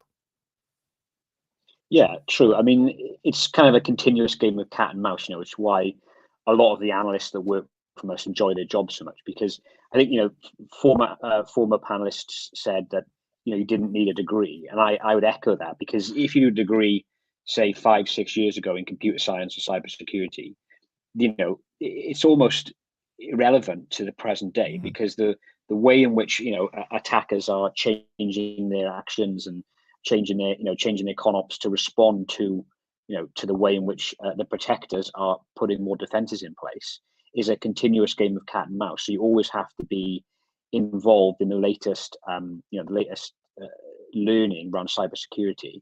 I'm not sure if it was mentioned previously, but there's a number of companies and organizations that offer live experimental learning, and just to anyone that can go in and say, they can mirror WannaCry. How would you have responded to WannaCry? Could you have protected against that? There's one interesting called Immersive Labs, in which you can do that, and it's like a leaderboard, and you can participate as as an individual to test your hacking or your protecting skills. Well, effectively, we've gamified this. I mean, really, that's when we first got our exposure to the whole thing. It was, in movies where it was some kid sitting in the basement with a video game and learn how to play war games, literally. How do we impress upon the individual, the corporation, the board of directors, all of those who are having to oversee this level of security, that in fact it comes down to really your own individual behavior is what really we have to be monitoring here in terms of how we behave online, how we behave in communicating with each other online through our social media.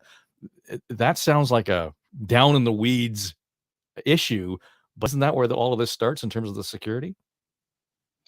Yeah, certainly. I think the individual, the weakest point in any organization or business or personally is yourself, as the individual. Ultimately, any attack that happens can somehow be traced back to an individual that could have taken a different step in what they've done.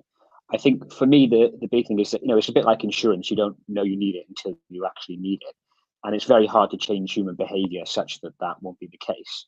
But you can, when you're talking about, for example, a board, like when we try and sell to our customers or expand the offering to them, use examples. And it's kind of like a bad news is good news scenario in some ways, where you had things like the Colonial Pipeline attack. That highlighted some of the vulnerabilities within the oil and gas supply within the United States from a cyber attack. But on the individual level, I think the key thing is that you don't overload people with information, overload them with, you must have a password which is 74 characters long and 16 things, because people will just, they'll create processes to circumvent the security. So you have to be, you have to get to a level of practical security, understanding people's behaviors. If you get the password too long or change it too many times, people will write it on a notepad, and then you've made yourself more unsecure than if you just required them to have a medium level password, which you change it once a year instead of once every month, for example. So I think for us, what we try and say to our clients when we work with them is, don't let sort of perfection be the enemy of good. So we'll get good security measures, and if you get that as an individual or as an organization, you're pretty much then going to be protected from 80% of or 90% of the attackers, because most attackers out there are looking for low-hanging fruit. They're looking for the easiest prey, and if you're not easy prey, they move on to the next one. The exception to that, of course, is APTs, Advanced Persistent Threat, which is typically other nation states, where they will be targeting usually an organization or a high-profile individual, and they will try and get through every layer of protection that you put up. Whereas most attackers are just looking for the easy, the easiest prey.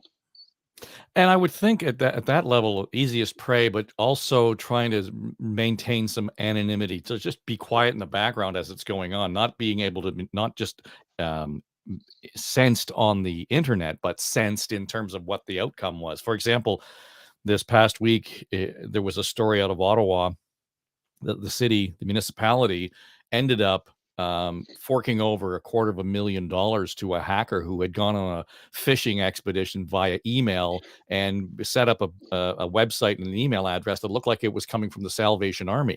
And I guess the Salvation Army and the city had some, kind of a relationship in terms of funding that it would provide for shelters, etc. Well, somebody at the city hall looked at it and said, "Oh, yeah, that's them," and they sent them off the money. And it was relatively speaking, a small amount of money in the grand scheme of things as far as the city's budget was concerned. So it would be easy for that to go unnoticed in many respects. If it was, $100,000 here or whatever, it's for a lot of people, that would be a lot of money. But if you're doing that 4 or 5 times a week and you're starting to pull it out of spots, it's easy to hide and easy to steal in plain sight. Yeah, good advert for being a cyber hacker today. I wouldn't dig it up that much. I know. So, I mean, it depends on you see a number of different motives from malicious sources. Those that are trying to make money, obviously, are trying to be as low key as possible. There's really good forensic investigators out there now that can track down, particularly where money's involved. Because money is one of the rare things that actually you can track over a number of different countries and between hands. We actually have a forensics team that does that kind of tracking, working with financial accountants and others. But then there's those that also, the purpose of their attack is the complete opposite. They want to get on the news, they want to get media coverage, it's for a cause or something, and typically you'll see attacks like a DDoS attack. So this is where, the attacker overloads, for example, a government website, and then, puts out on Twitter, "We brought down the DND's, homepage," or whatever. Actually, a fairly, attack that doesn't have that much consequence. If you overload it and then it comes down, and then the engineers bring the website back on 2 hours later, not much impact. But then the intent of the attack could be to try and embarrass the target. So I think there is, where financial crime is involved, it's trying to be kept under the radar. But there's other motivations from other attackers as well. When you look at advising clients in terms of providing that security blanket, if you will, from the cyber threat, one of the things that I've discovered just in sort of reading about it as we prepare for the podcast series is that this whole idea of its resilience, more than anything, you're never going to be 100% protected. You have to understand that you're moving this thing forward. There will always be persistent attacks. So at some level, you have to be able to, we've heard this analogy during COVID, fly the plane while you're building it, and be aware that you can't shut your systems down every time you get attacked. So you have to be prepared for that on the one hand, but still do the business. That to me seems to be sort of where we are with cyber crime in general. And to me, that would be probably one of the things that most corporations are not really good at. Yeah, some are good and some are not. Resiliency is kind of the last thing that people tend to focus on when it comes to cybersecurity. They start at the front end. Do we have the right policies? Do we have the right software tools? Have we got the right, password protector software on our employees' laptops? It tends to become the last thought. How are we going to respond to an incident when it does happen? And that is really key, because the resiliency, and particularly when I talk about those operational networks where it's not just some laptops going down or some data that's being lost. You could have an oil and gas pipeline. You could have a manufacturing facility. You could have a power station being taken offline through a cyber attack, and the operational resiliency of that needs to be planned in such that it doesn't impact the operations of that particular business. And I think that a lot of companies have skill in this area from other areas. Like, you'll find companies very good at disaster recovery. I was a former employee of Airbus, and we had a cybersecurity business. Airbus is pretty good at responding to aviation events, as you'd imagine, and it has whole teams and processes and structures.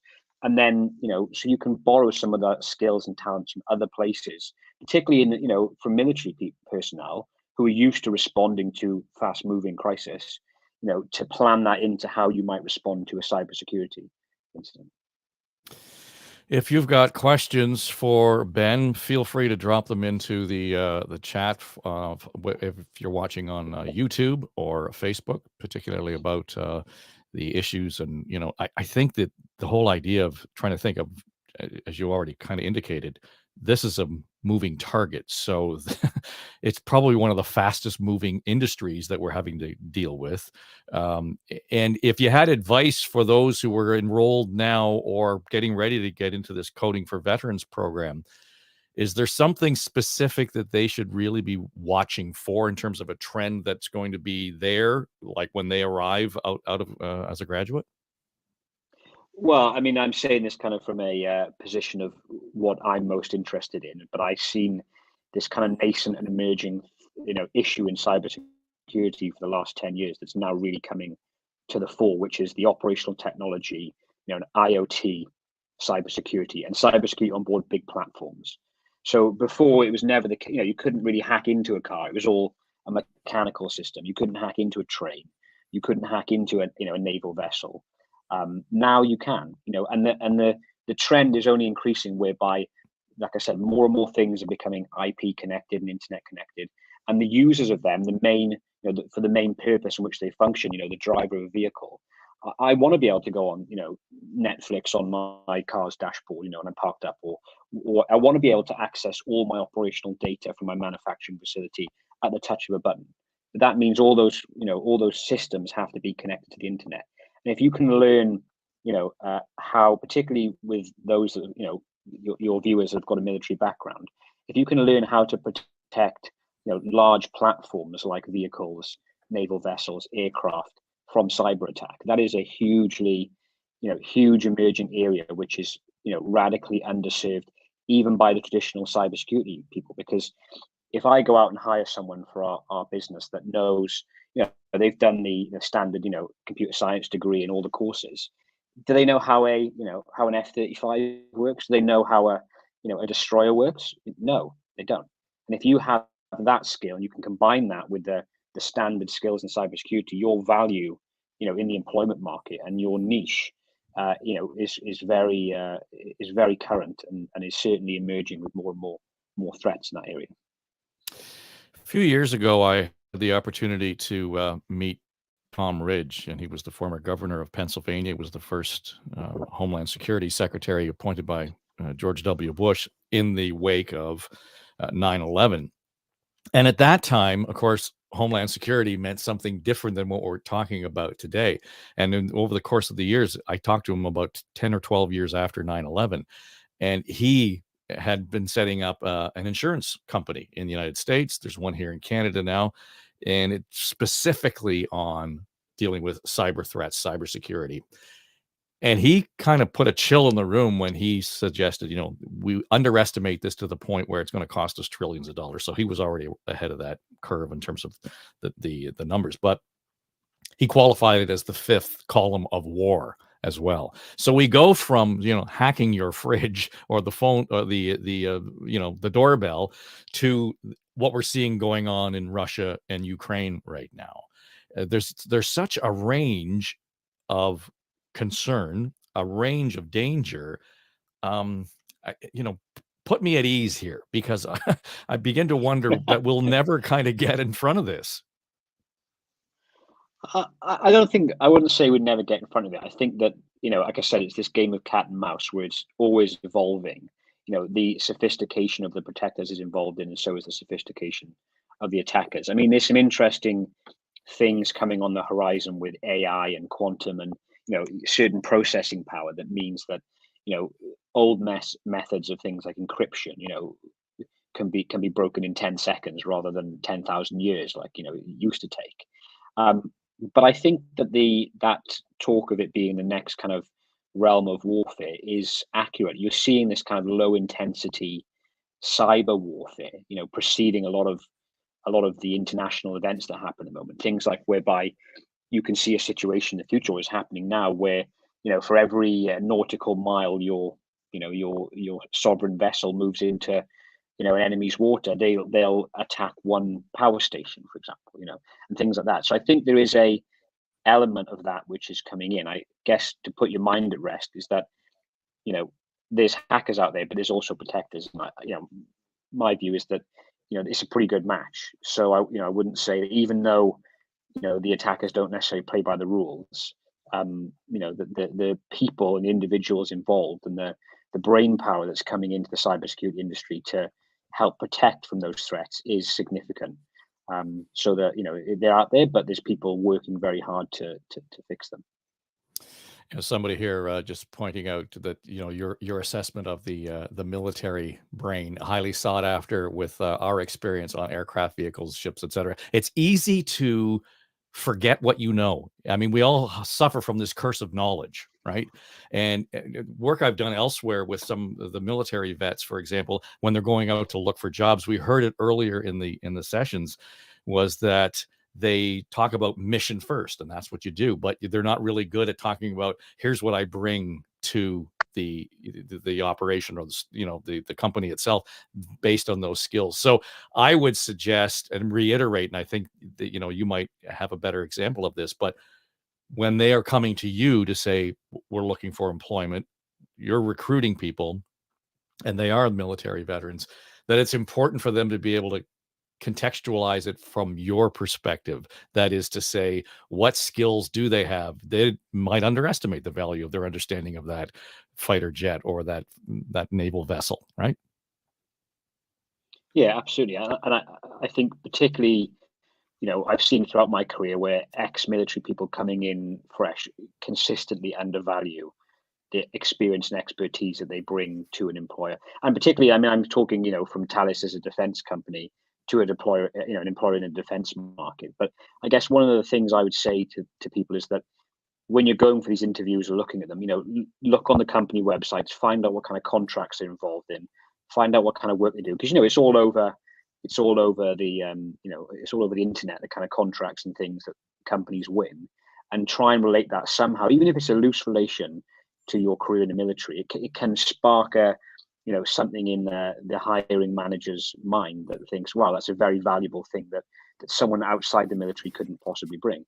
For me, it's like if you were a mechanic, on a Land Rover, we're working with some, electrical vehicle manufacturers of, to do cybersecurity protection. I'm not saying that they know, it's a like for like comparison, but if you understand how a vehicle like that works and where the potential choke points are that are now becoming connected to the internet, you have got a big leg up on a regular cybersecurity person that never was a mechanic on on a Land Rover, for example.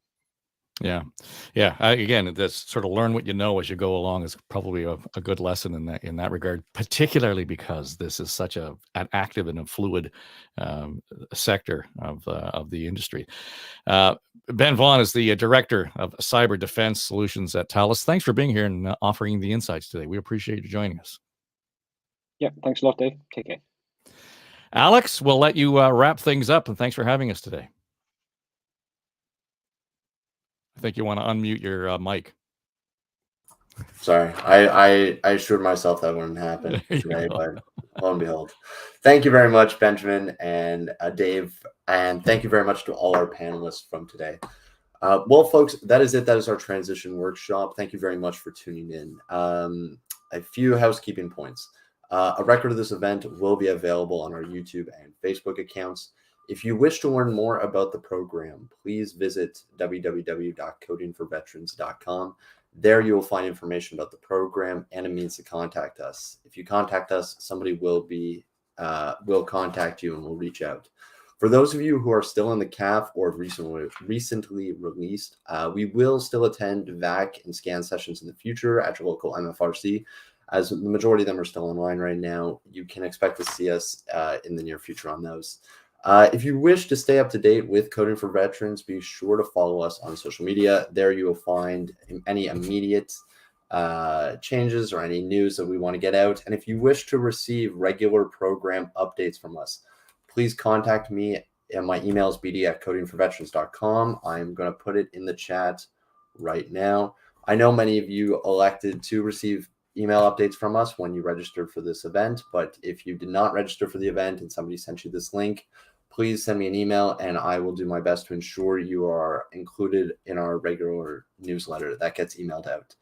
Thank you very much, everybody, and have a good day.